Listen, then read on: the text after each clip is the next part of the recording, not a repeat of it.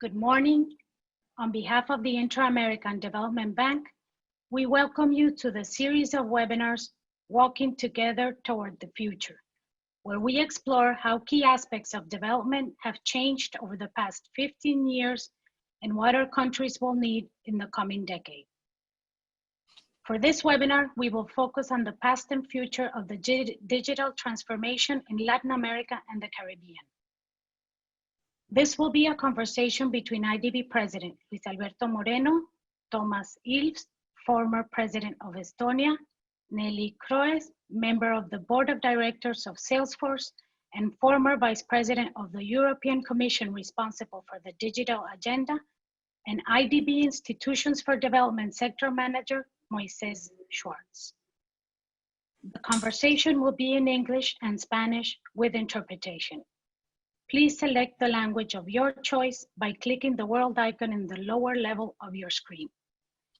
Before starting the conversation, we invite you to watch a selection of bank projects and initiatives of the innovation and technology sector financed by the IDB Group the past 15 years.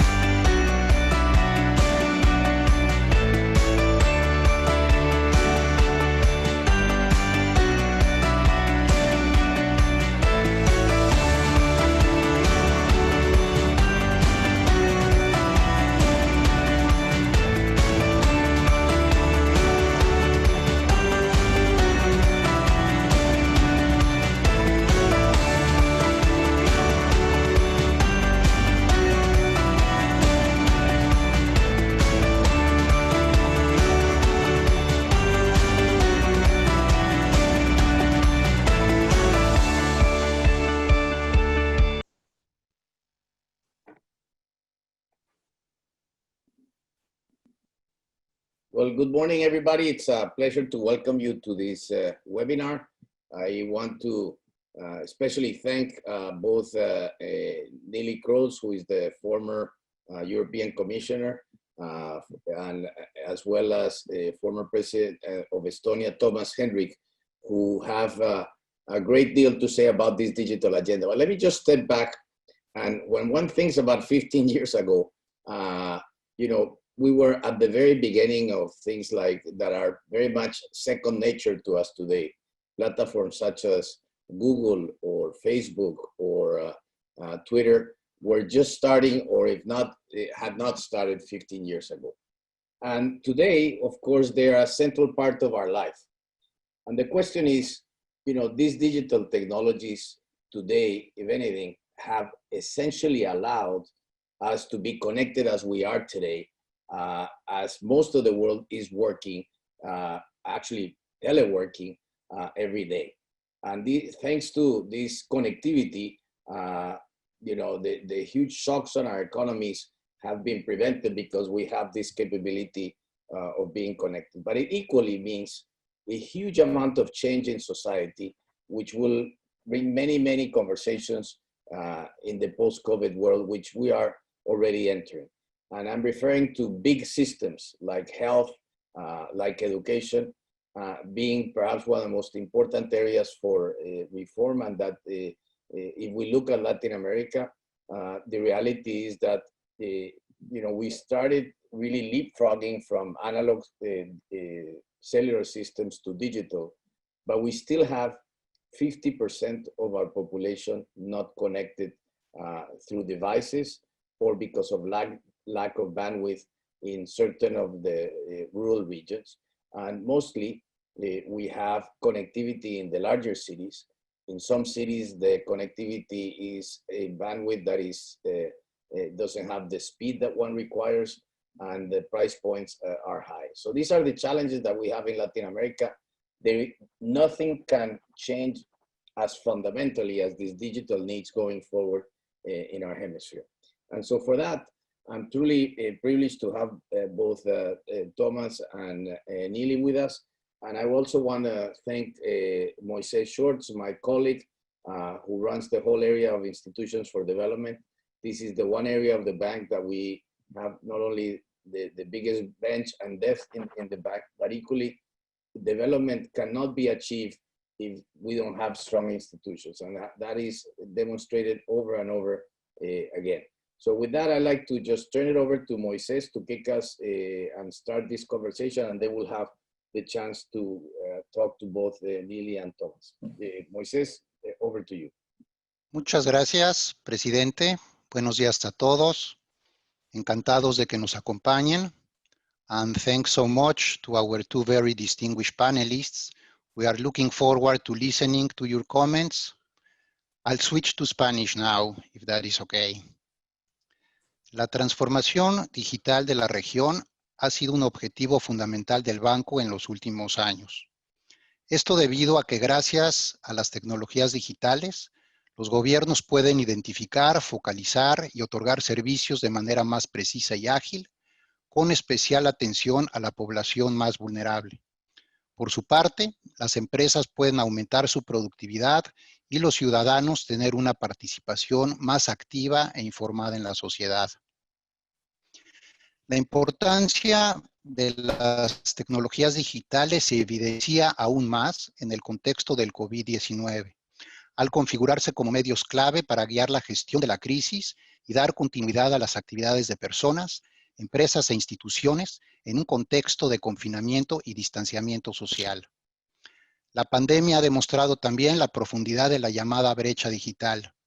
Aquellos países con una agenda digital avanzada y mayor conectividad han logrado mantener parte importante de su funcionamiento gracias al teletrabajo, comercio electrónico, gobierno digital, avances en teleeducación y telemedicina, entre otros. Por su parte, aquellos países con un menor desarrollo digital enfrentan una recuperación aún más compleja. Una buena noticia es que en los últimos 15 años estuvimos impulsando la digitalización de los gobiernos y sus economías como un objetivo estratégico de desarrollo. El banco tuvo la visión de acompañar los procesos de digitalización en la región desde el inicio. Si bien comenzamos con operaciones relativamente modestas, hoy en día implementamos intervenciones integrales, multisectoriales, que incluyen a prácticamente todos los sectores del banco y que responden a la gran complejidad de la transformación digital y a los problemas estructurales que enfrentamos. Estuvimos presentes cuando las agendas digitales escaseaban en la región y la institucionalidad digital era débil. Por ejemplo, apoyamos el proceso de creación de la Agencia de Gobierno Electrónico y Sociedad de la Información, AGESIC de Uruguay, referencia global en el ámbito del gobierno digital con resultados extraordinarios. 95% de los trámites gubernamentales pueden ser iniciados en línea. Hoy, más de la mitad de los países de la región cuentan con agendas digitales. Muchas de estas agendas fueron diseñadas o recibieron apoyo técnico y financiero del BID a través de más de 100 operaciones por un importe que supera los 7,000 millones de dólares. Este acompañamiento del banco propició que en 2018, por primera vez, más del 50% de las operaciones aprobadas incluyan alguna acción relacionada con la transformación digital. El apoyo del BID a la digitalización abarca diversas áreas, desde infraestructura para conectividad, gobierno digital, actualización regulatoria, talento y desarrollo de habilidades digitales, hasta un sinnúmero de aplicaciones sectoriales en transporte, salud, educación, medio ambiente, comercio, entre otros. La aparición del teléfono inteligente o smartphone en 2007 marcó el inicio de una profunda transformación social y económica. El teléfono inteligente es ahora un mecanismo de monitoreo de salud, diagnóstico de enfermedades, sistema de identificación, mecanismo de pago, puerta de acceso al gran supermercado del mundo y ventanilla para la realización de trámites, entre otras múltiples funciones. El banco ha acompañado a la región en esta transformación, aunque existe aún el reto de alcanzar a más gente a precios accesibles y con mayor eficiencia. Para contribuir a la reducción de la brecha digital, el BID lanza en 2011 la iniciativa de banda ancha, que apoya la modernización de marcos regulatorios, el desarrollo de planes nacionales de conectividad y habilidades digitales y la creación de DigiLAC, un observatorio de desarrollo de banda ancha. Asimismo, el banco ha venido apoyando el despliegue de infraestructura de conectividad en áreas rurales, gobierno digital, salud digital y actualmente exploramos un potencial apoyo para el despliegue de un cable submarino a Asia que permita generar un hub digital del que se podría beneficiar toda la región. No obstante estos logros, aún queda mucho por hacer. La penetración de banda ancha fija y móvil ronda el 50% en la región, lo cual limita de manera importante el avance de la transformación digital. Con objeto de aprovechar la expansión del comercio electrónico, el BID lanzó Conecta Américas en 2014, una plataforma digital que conecta pymes de toda la región en busca de oportunidades comerciales. En 2017, la revista The Economist definía al potencial uso de la información y los datos como el petróleo del siglo XXI. Gracias a las tecnologías digitales, la nube computacional, la inteligencia artificial y el machine learning, los tomadores de decisiones tienen la oportunidad de atender a la población de forma más precisa e innovadora. El banco ha apoyado el análisis de datos en el diseño de políticas públicas, así como en la implementación de planes de gobierno abierto y planes nacionales de conectividad. Un ejemplo es la plataforma Mapa Inversiones, activa en 6 países y en implementación en otros 4, que integra datos georreferenciados de diferentes organizaciones, facilita su visualización y análisis con el fin de promover la transparencia y la participación ciudadana. Además, proyectos de transformación digital en Panamá, Paraguay, Perú y Bahamas incluyen actividades relacionadas con el análisis de datos. Con la proliferación del uso de algoritmos, los ciudadanos comienzan a preocuparse de que estos puedan estar sesgados o no cumplan principios éticos básicos, lo cual lleva al BID a lanzar la iniciativa FairLAC. Por su parte, las tecnologías emergentes como blockchain están ganando espacio en la agenda digital gracias a la iniciativa LACchain liderada por GitLab. No obstante, la creciente dependencia de las tecnologías digitales deja a nuestras sociedades en situación vulnerable a ciberataques. Únicamente 12 países de la región tienen estrategias de ciberseguridad y 7 tienen planes de protección de infraestructura crítica.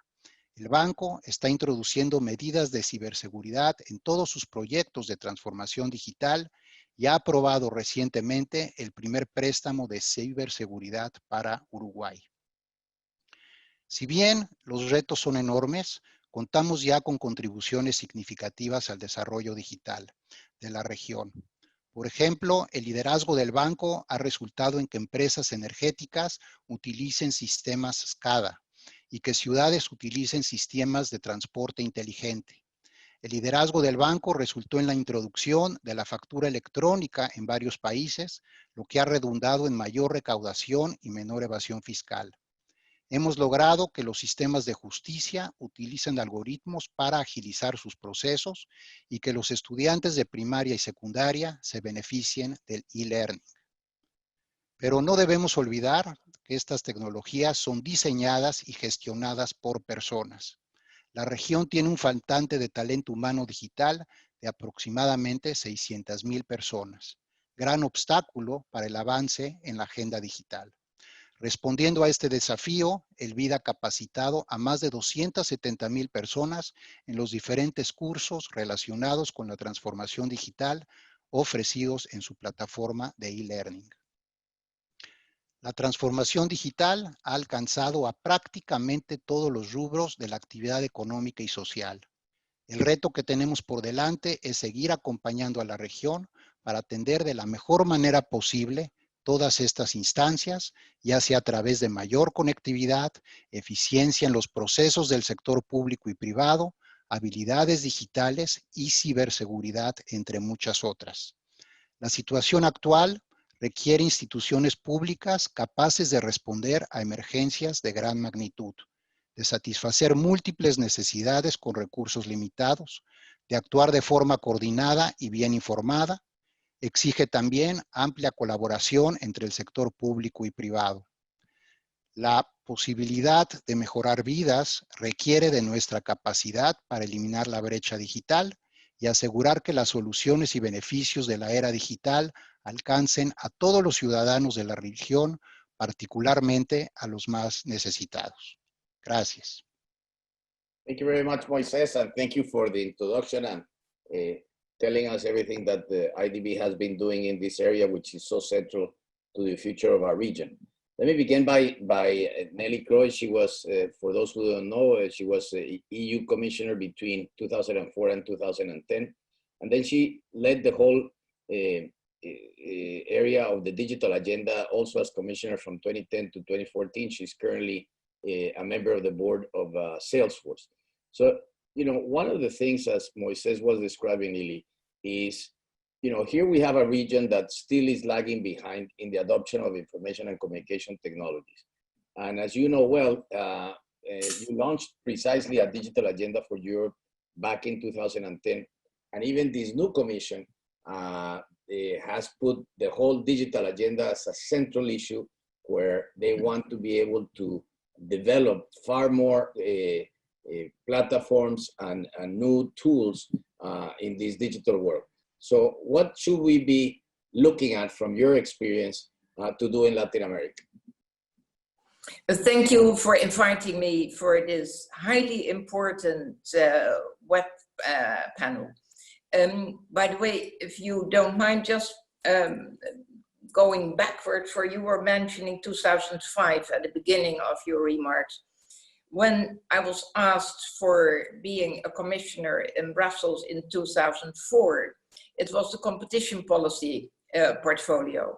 And that seems to be the most prestigious one and so on. Well, another story, I got that portfolio, very fascinating, quite interesting, a lot of friends, but more enemies, so with Microsoft, the fight and so on. But at the end of my term in office, everybody in the Netherlands did expect that I would get a second term.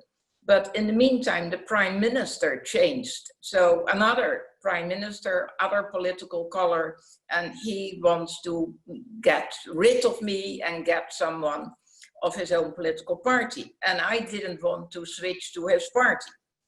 Having said that, there was a huge movement in the Netherlands, and they said, what's this for craziness that because you are not of the right party, that you can't get your second term. She did prove that she was capable, well, whatever. So it took a lot of time. In the meantime, President Barroso, the president of the European Commission was asking me, Neelie, let your government move on, for all the nice portfolios and interesting portfolios are gone, and I want you to be a member of my team again.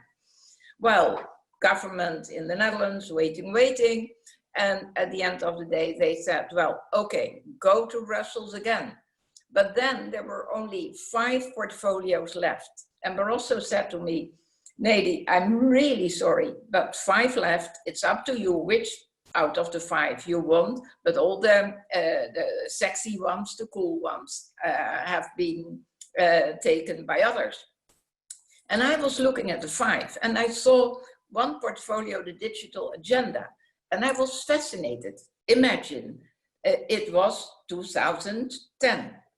Imagine. And I thought, digital agenda, that's fascinating. How we were aware what was starting, but not having a clue what at the end. So I sat down with Barroso and I said to him, what do you have in mind with the digital agenda? Imagine, President of the European Commission, and not that long ago.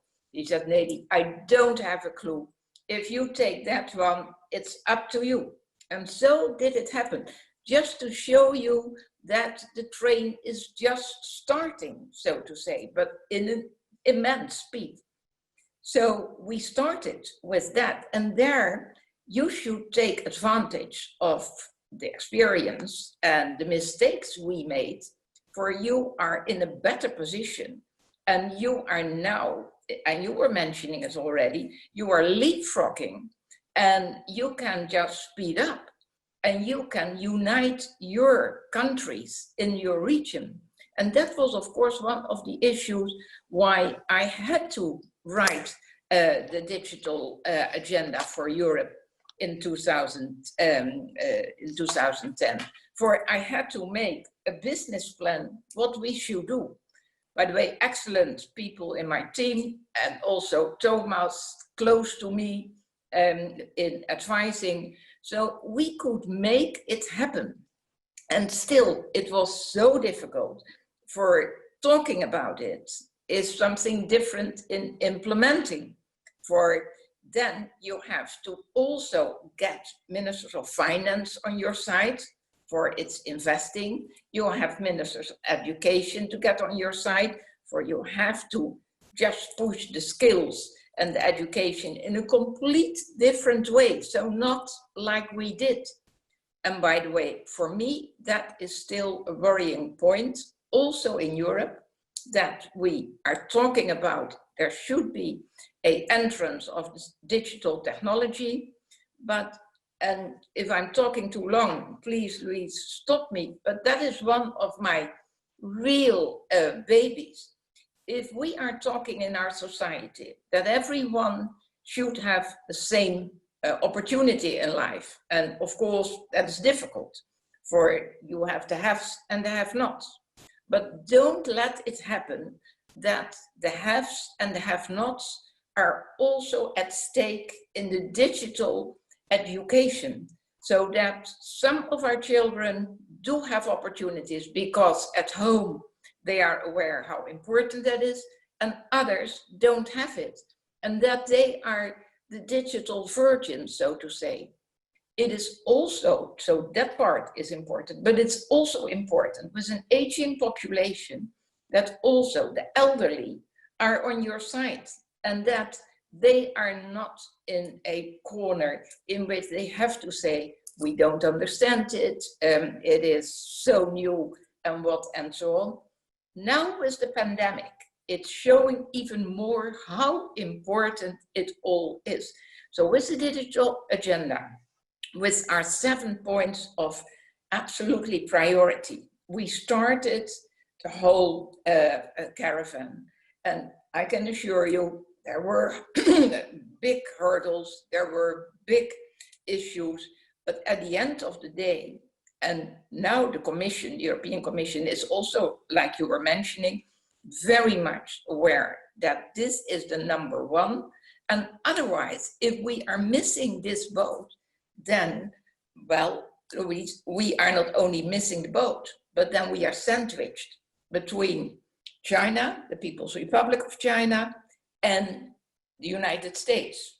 Well, the United States now in big trouble, also in my opinion, politically speaking, but still, they do have the Silicon Valley people, and I repeat myself, what is at stake?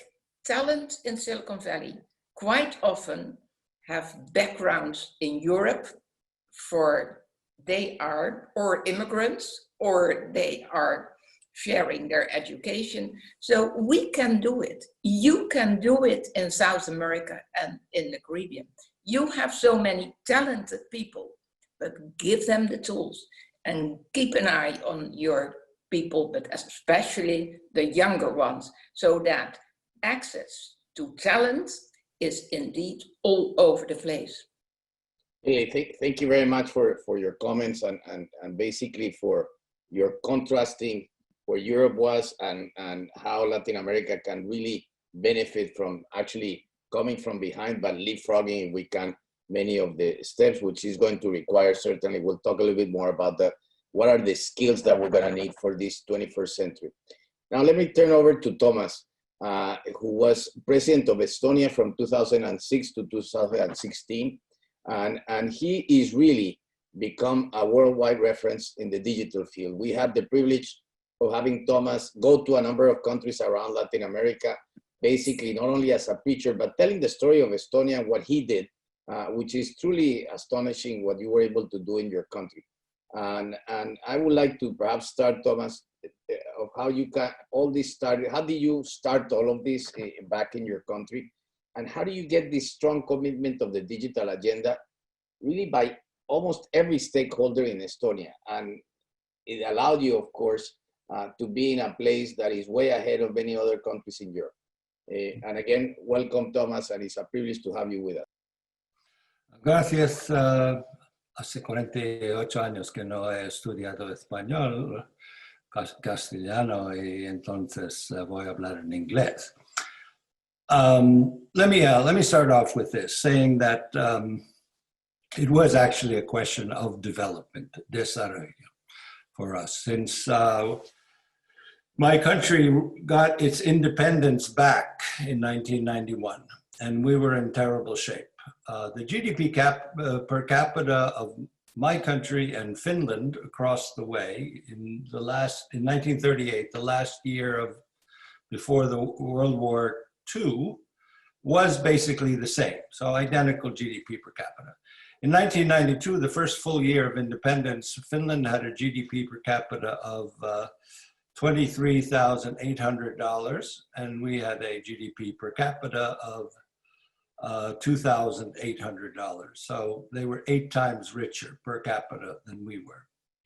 And so there were all kinds of crazy ideas on what to do. How do we get out of this mess? But for me, I thought, well, the problem of development is always the Zeno's paradox, where Achilles runs after the turtle, but he never catches up with the turtle. And so for me, 2 things happened. The first thing that I had learned to program as a kid at 15, so that's 51 years ago. And the other, which stuck with me, I'm not a geek, but it was just I knew how to do it, so I could do things.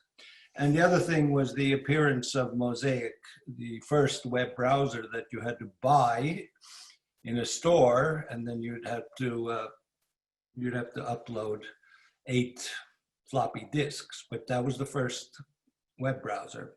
And I looked at the first web browser and said, this is the one place where we're all on a level playing field. We are not any worse than the US or Japan or Germany, Netherlands. We're all in the same place, which gave me the idea that we should start. The first step is to actually bring the internet to all schools.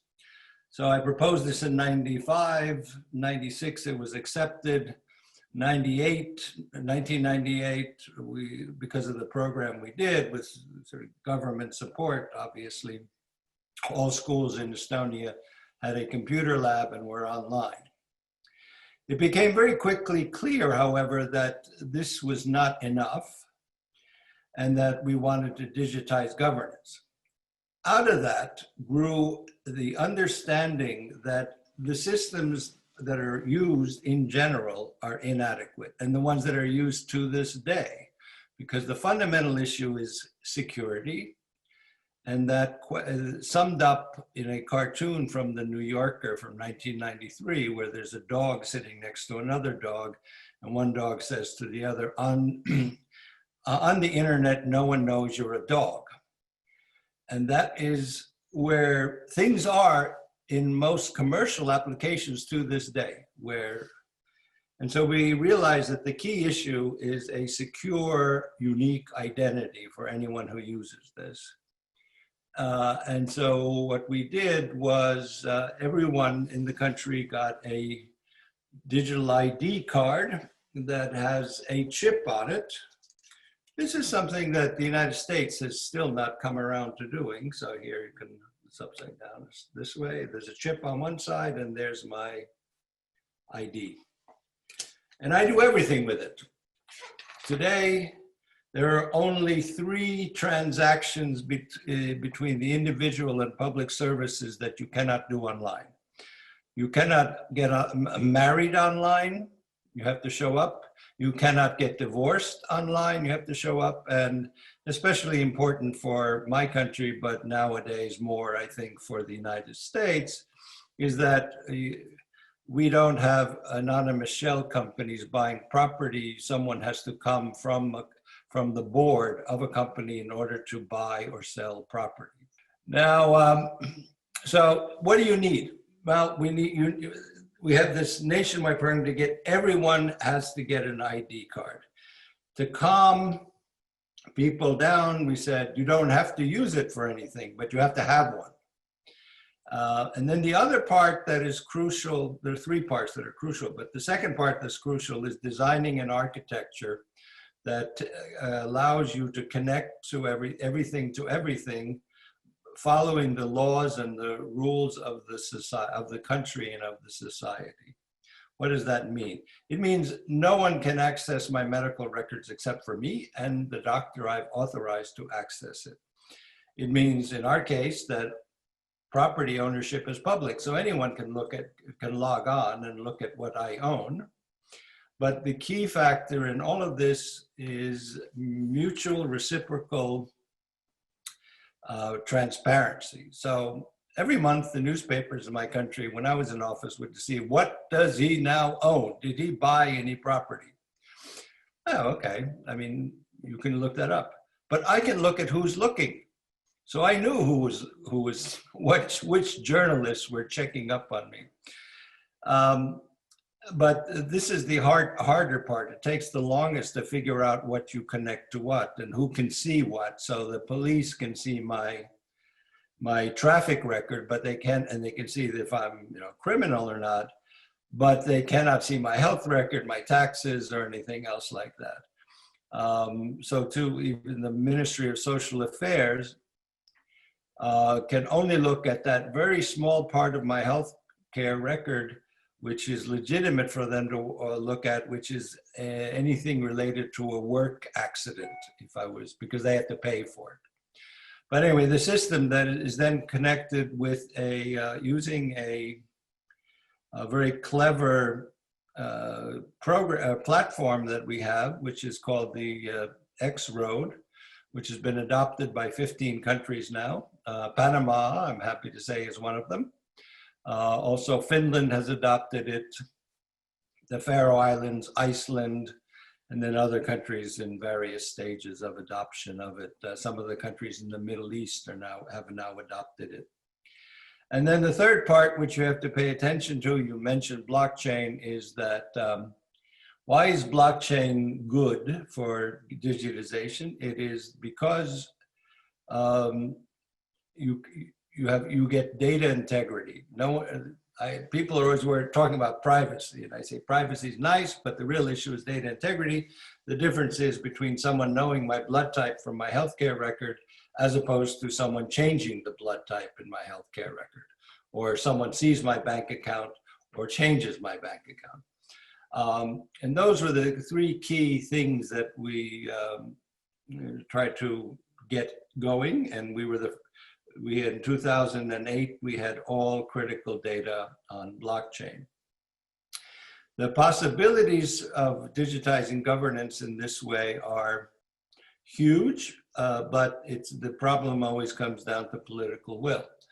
I proposed to the President of Finland. Finland had adopted our system that we devised, and that that since we get 7 million Finnish visits a year, and there only are 5.5 million Finns, but a lot of them come a lot and lose their medicine in the process, that we should hook up the system so if an Estonian goes to Finland or a Finn comes to Estonia and loses his prescription, he doesn't have to go through this huge mess, but rather he writes emails or calls his doctor at home and says, look, I lost my medicine, I need it updated.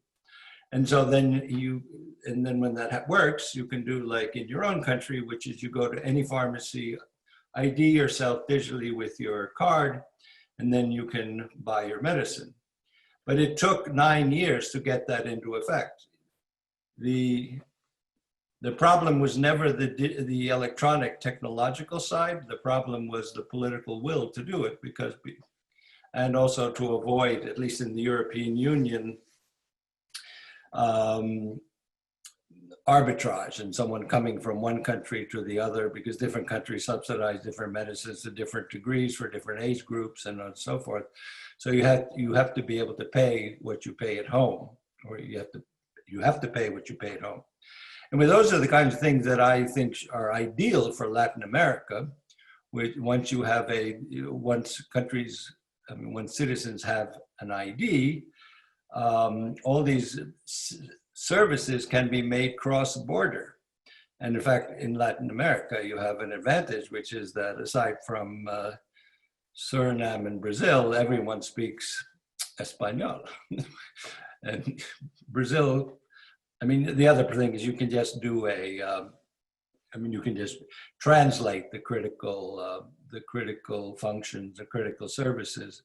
Ideally, what I like to see in Europe, for example, is if I go to Greece and get sick, I can authorize a Greek doctor to look at my medical records, which obviously are in Estonian.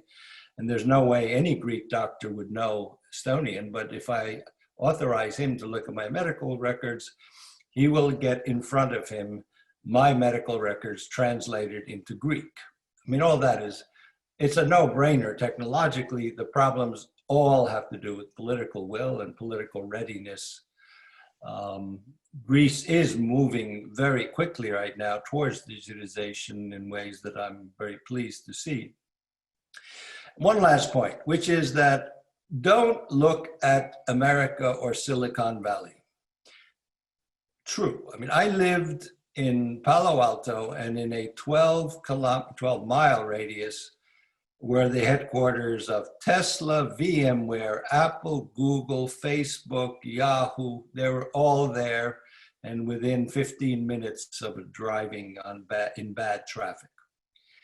Yet, when I wanted to register my daughter to go to school, I had to take a copy of my electricity bill, which then the person in the school office made a photocopy of, and then took my passport and spent 20 minutes copying by hand everything out that said what her name was, what my name is, where we live, all that stuff.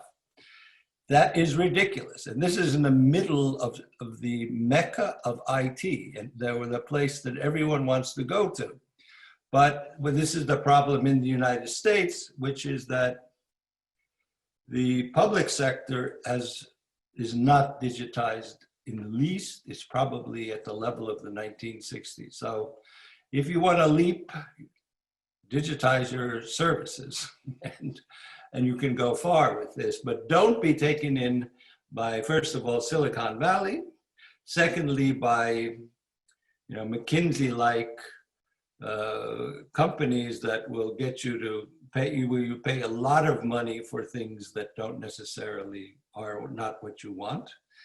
Don't buy things at all. I mean, you'll have to buy things, but spend the money on connectivity and on education and good software, but you don't have to, you can do it yourself.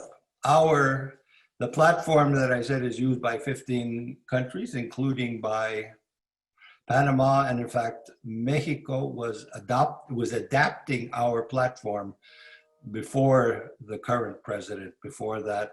So I don't know what's happening there. I was there, under the previous administration, the Office of Digitization took it all very seriously, and Estonia gives the platform away for free. It's our kind of whatever I call it, foreign aid on a memory stick. So if you have the political will, it's doable. Obviously, technical, I mean, sort of big ticket items are connectivity. And the other thing, which is a lot cheaper, is you really need to get kids doing this early. Because if the kids are doing it early, I mean, I'm not a math person, but I knew how to program when I was 15 years old, and we've been programming ever since. I'm not going to invent anything, but I can, if I have a task, I can do it.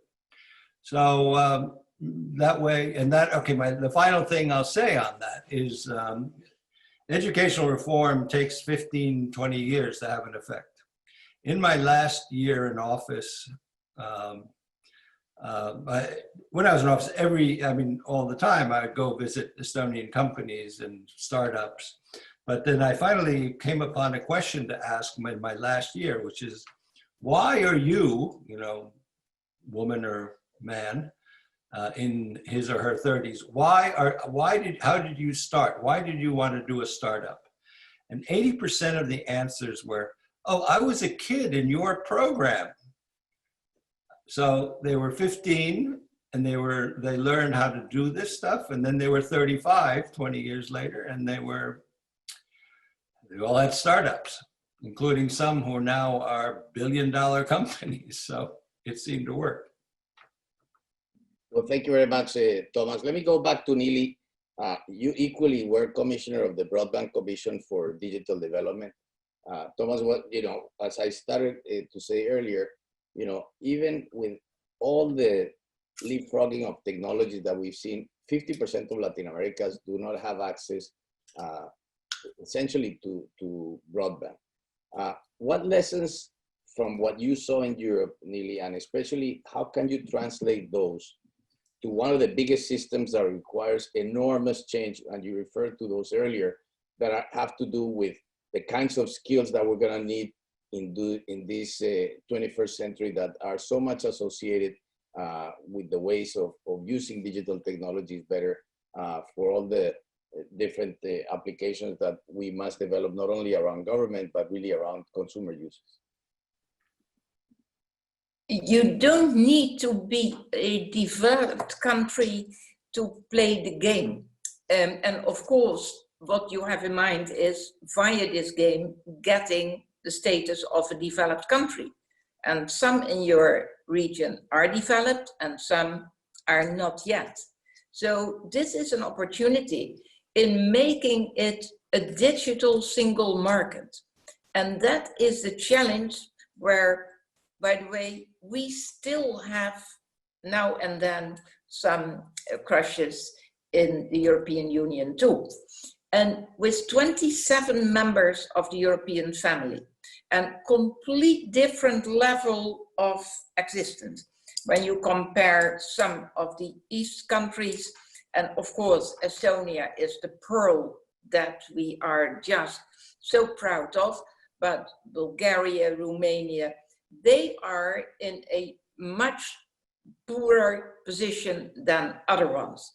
Having said that, if we want to be one family, you have to take all the advantage of the digital technology. Our ancestors couldn't do this, but now with our mobile, and in our mobile, everything is connected, and it is the most powerful computer you can think of.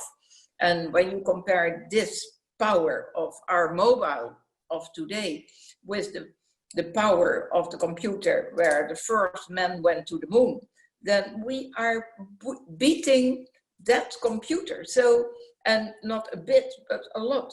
So, and a lot of people do have a mobile telephone. I was impressed when I visited Kenya, and you need a couple of entrepreneurs. And the entrepreneurs in Kenya were aware together with the government, and I couldn't agree more what Thomas is saying.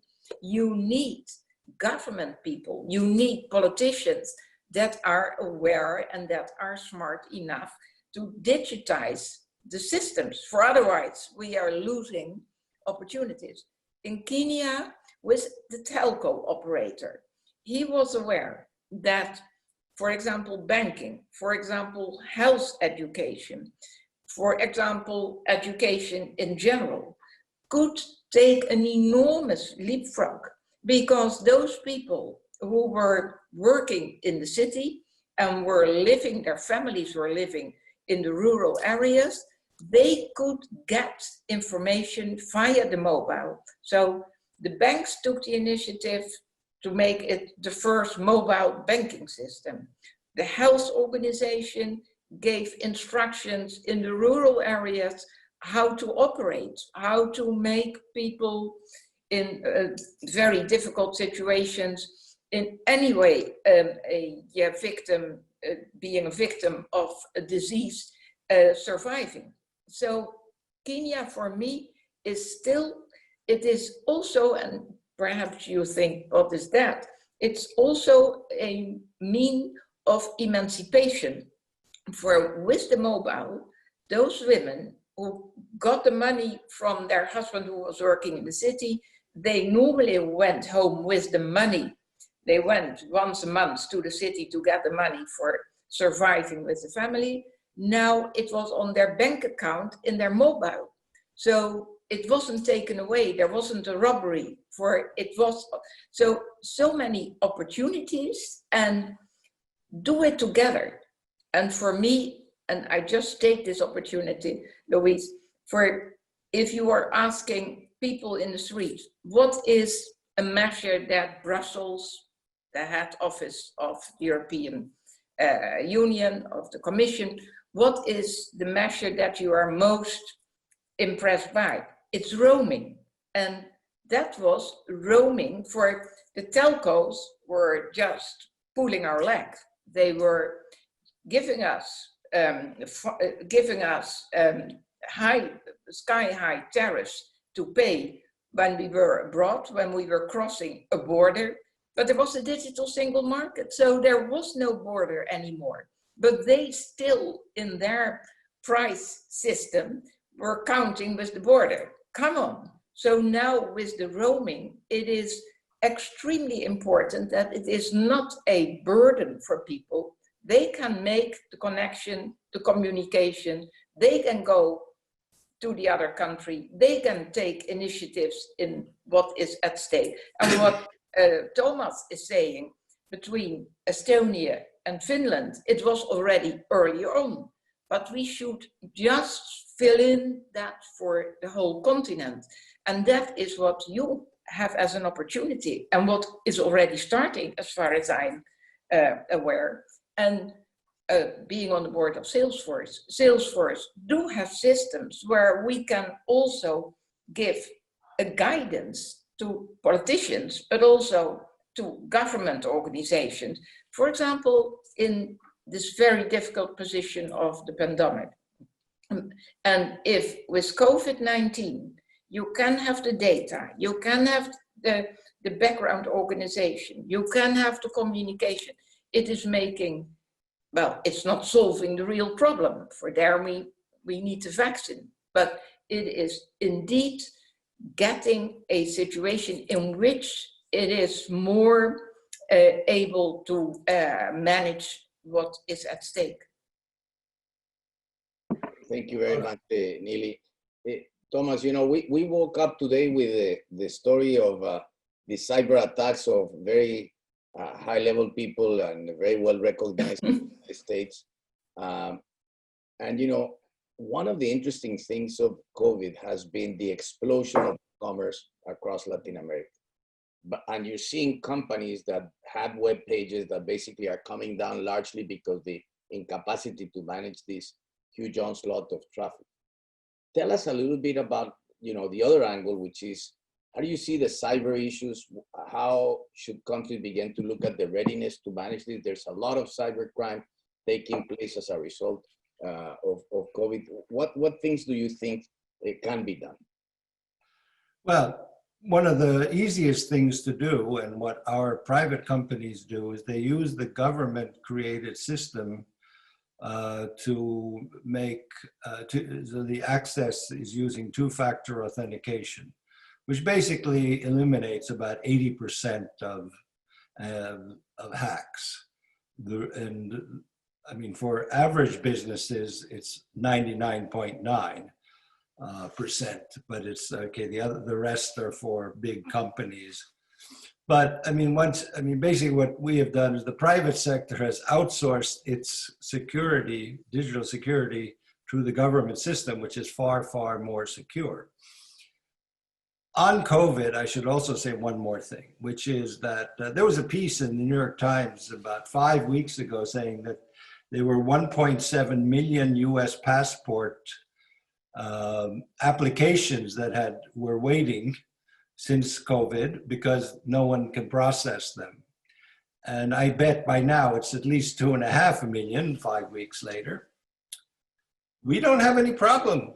I mean, our government has not ceased to function, so all services continue. People don't go to crowded government offices to apply for a passport, or you don't have to go to the Department of Motor Vehicles to register your car and wait in line in a crowded building, a crowded room for hours and hours, which you do in California. So in fact, the digitization of government services means in our country, everything just simply proceeds the way it proceeds, as if nothing has happened.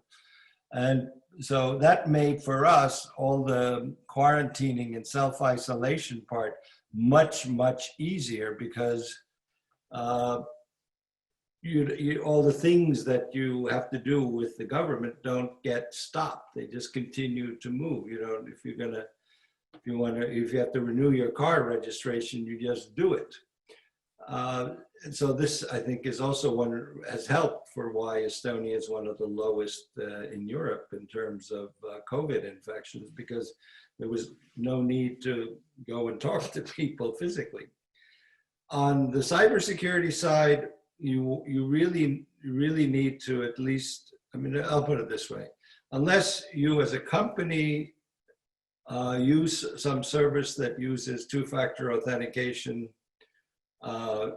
it's hopeless, because the standard form of identification since the 1980s has been your email address and a single password. And if someone wants to hack you with that, they will do it, because the technical term is brute force breakable. You can crack any single ID or any single password. Whereas two-factor authentication is a combination of something you have and something you know, and those two have to go together. So it's either a chip card, which is programmed only for you, and then you have a code that you only know. And so we're doing exceedingly well in terms of hacks. Who have had problems in my country are companies, international companies, that don't use this service. So for example, Maersk, the big shipping company, lost $3 billion or something because around the world, because this worm, not Petya, they got it into their computer. And of course, all of their computers were on the same network with inadequate security. And so, you really do have to pay attention at all times to the security aspects. Otherwise, you will lose faith in the digital system, and people won't want to use it, and they won't digitize. Thank you for that, Toomas. I know we're running out of time, but I can't help but ask both of you a question. I'll start with Neelie and then over to you, Toomas. Talk to us about this whole discussion around privacy and the whole need to have a way to really, the whole discussion on personal data protection. We saw some of the decisions today in Europe. I know you've been very much at the center of this. How should Latin America think about this?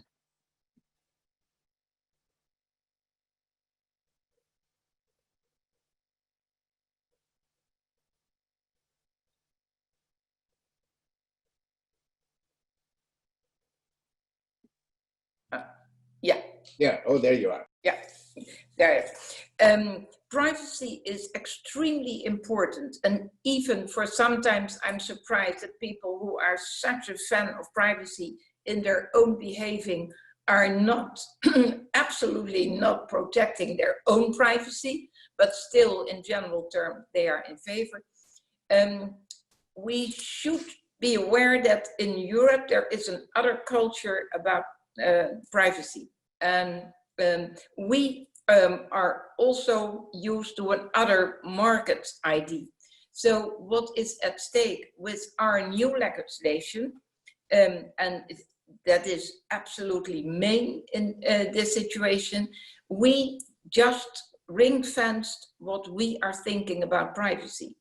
The US is not as far as we are, but they still have to follow the rules when they are connecting and doing business in our area. By the way, and that is still, and you were involved, Louis, by the World Economic Forum, that at a panel discussion 2 years ago, Mark Benioff mentioned that the US, that the Hill in Washington should take an example on what was at stake in Brussels, and he was cursed by all his colleague entrepreneurs. They said, why are you making life more difficult? And he explained, it's not more difficult, it's more transparent, for then we know what is at stake.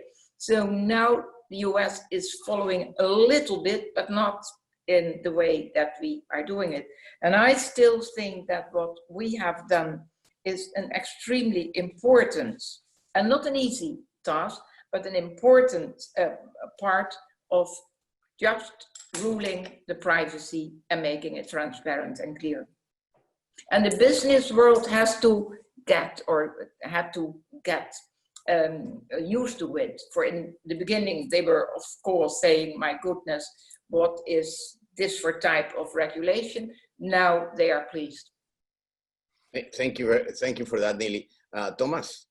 3 points. Number one, most of the money made by companies other than Apple and Microsoft comes from selling your data. That is the source of income for Facebook and for Twitter and YouTube. I mean, as well as on a lesser level, all of the cookies that you have on your website.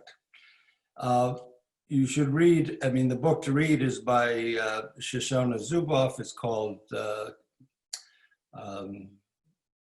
Surveillance Capitalism. But that's what the entire success of these huge companies, including Google, are based on, is getting data on you and your preferences. That is very different from the privacy that a lot of objections come to are about, which has to do with the government knowing anything. And we've dealt with that with this mutual reciprocal transparency, so I can see if anyone's seeing my data. But even then, the amount of data that the government has is, I mean, it's a minuscule thing compared to all of the data that is collected on each and every one of us every time you go on Facebook, every time you do a Google search, anytime you buy something from Amazon, and actually anytime you read any kind of magazine or newspaper. Because of the European legislation, which is called Gdpr, the General Data Protection Regulation, every time you sign on to I go on to a European or nowadays even American site, I have to agree to what data they can collect. And this is the huge regulatory power of the European Union, is to force any American company that wants to sell something to Europeans have to follow the data protection regulation. And this is, obviously they're against it because it decreases their profits, but they're making so much anyway that it doesn't really, I mean, it doesn't hurt them. So I would say that the thing what I would recommend doing, because this is what California did in the US, which they basically took the GDPR regulation from Europe and copied it. And so now California follows more or less the same regulation as Europe. I mean, because they're sound ideas. It took them many years to get this in order, but they're sound ideas, and you can tweak it, and you don't have to take everything, but they all make sense. And I think that will become a universal standard, at least in the liberal democratic world. Here where I see sort of the prospects for Latin America is that right now there are three models. The one model is sort of the Russian-Chinese algorithmic authoritarianism model. And then there's the American capitalist surveillance. Now the algorithmic authoritarianism isn't that different from the capitalist surveillance system, except for they also, all these companies are collecting data. It's just in authoritarian countries, the data also goes to the government on what your choices are. And then there's the European approach, which is not worked completely out yet, but certainly is far more privacy-based and human rights-based than either of the other two. And I would argue that in Latin America, you probably don't want the authoritarian model. You may want the Silicon Valley model, but I think your citizens would much prefer the European system. Well, thank you very much. I know we've run out of time, but the notion that Neelie reminded us of thinking in Latin America of a single digital market is central to anything that we do on issues of cyber, on issues of privacy. These are all areas in which a collective action is so critical. But I want to thank you both for your time, for illustrating us on something that I think is the single most important agenda for post-COVID in our hemisphere. And I know that we will continue to talk to you about the many challenges that we have going forward. So again, thank you very much for being with us, to Neelie and to Toomas, and for everybody to listen. Thank you so much, and good afternoon.